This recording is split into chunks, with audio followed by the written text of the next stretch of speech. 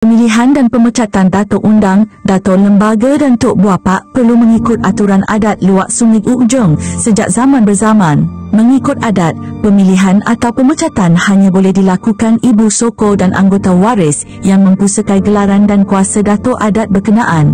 Ibu soko dan anggota waris perlu bermuafakat dan berkebulatan dalam memilih atau memecat seseorang datuk adat sekiranya ada sebab-sebab yang kukuh. Keputusan itu kemudiannya dibawa ke Telaga Undang untuk dibahaskan ibu soko Telaga Undang, waris Kelana Hulu dan anak-anak waris Kelana Hulu dan Hilir. Keputusan perbahasan di Telaga Undang pula akan disahkan Yang Mulia Datuk Andolika Mandalika selaku Tua Lembaga Tiang Balat merangkap Tua Lembaga Waris di Darat. Ia sejajar kata adat, sah batal kepada Datuk Andolika Mandalika. Selepas itu, keputusan dipersembah ke bawah Kaus Yang Teramat Mulia Datuk Kelana Petra untuk berkenan berdasarkan kata adat. Hidup mati kepada undang, bolehkah Yang Teramat Mulia Datuk Kelana Petra memilih, memecat atau menolak pelantikan seseorang Datuk Lembaga dan Tok Buapak secara langsung? Jawapannya, Yang Teramat Mulia Datuk Kelana Petra tidak boleh secara unilateral memilih, memecat atau menolak pelantikan pembesar adat Sungai Ujong kecuali dipersetujui ibu soko dan anak-anak waris bagi pusaka datuk adat berkenaan serta memperoleh kata sah batal Datuk Andolika Mandalika. Dalam hal pemecatan atau penolakan lantikan, Yang Teramat Mulia Datuk Kelana Petra hendaklah adil, ada alasan benar-benar kukuh mengikut Al-Quran, hadis Nabi, hukum syarat dan undang-undang negara. Ia sejajar kata adat, adat bersendi syarak, syarat bersendi hukum, hukum bersendi kitabullah. Tindakan Yang Teramat Mulia Datuk Kelana Petra juga tertakluk kepada Fasal 6 Undang-Undang Sungai Ujong yang menyebut, kerana kata firman Allah Ta'ala yang bermaksud, apabila engkau menghukumkan di antara manusia, hendaklah engkau hukumkan dengan adil. Kata hadis Melayu, jikalau menumbuk, dilesong, jikalau bertanak, diperiuk.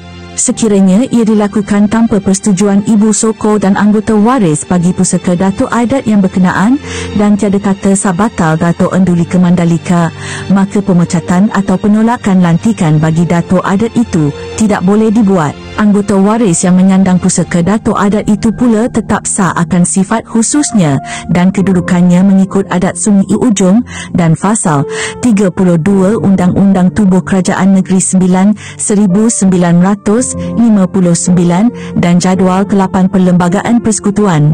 Di dalam urusan adat, Yang Teramat Mulia Datuk Kelana Petra tiada kuasa mutlak. Setiap peringkat iaitu Datuk Lembaga, Tok Buapak, Tua Waris, Ibu Soko, anak-anak waris duduk di atas adatnya dan Datuk Andolika Mandalika serta Datuk Lembaga akan memastikan cara ini terpelihara. Datuk Undang Sungai Ujong dalam hal perjalanan adat hanya seperti mayat yang dimandikan kerana semua diaturkan sejak zaman berzaman. Kuasa memerintah luak dan kuasa-kuasa bersama memerintah negeri selaras aturan adat Sungai Ujong iaitu berjinjang naik, bertangga turun, undang duduk kepada adat undang, lembaga duduk kepada adat lembaga, tua duduk kepada adat tua, buapak duduk kepada adat buapak dan anak buah duduk kepada adat anak buah. Aturan adat itu dibuat sedemikian bagi menjamin pemisahan kuasa dalam pemerintahan Sungai Ujong membabitkan waris negeri, waris lingkungan dan pembesar-pembesar adat termasuk tunggak luak iaitu Yang Teramat Mulia Datuk Kelana Petra Undang Luak Sungai Ujong. Pemisahan kuasa di Sungai Ujong ini selaras dengan tuntutan agama, dinukilkan sejarawan Islam Ibnu Athir pada karyanya Al-Kamil fi Al-Tariq, The Complete History. Prinsip pengasingan kuasa ialah tunggak penting pemerintahan Khulafa' ar-Rashidin dengan memetik kisah masyhur penghakiman Qadhi Shuraih ibn al-Harith ke atas Khalifah Ali bin Abi Talib dalam pertikaiannya dengan seorang Nasrani yang melibatkan perisai perang, di mana Khalifah sendiri terpaksa dihadapkan di mahkamah dan tunduk dengan keputusan hakim Qadhi Shuraih.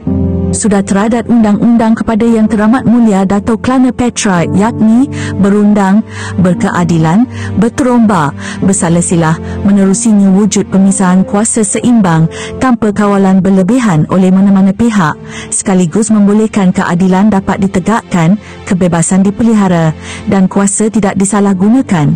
Nota 1. Bagi pemilihan atau pemecatan lembaga waris Kelana Hulu iaitu Dato' Johan Tua Tahu, hendaklah ada persetujuan Ibu Soko, anak-anak waris Kelana di Hulu dan kata sah batal daripada Dato' Andulika Mandalika sebelum dipersembah ke bawah kaus Yang Teramat Mulia Dato' Kelana Petra untuk perkenan.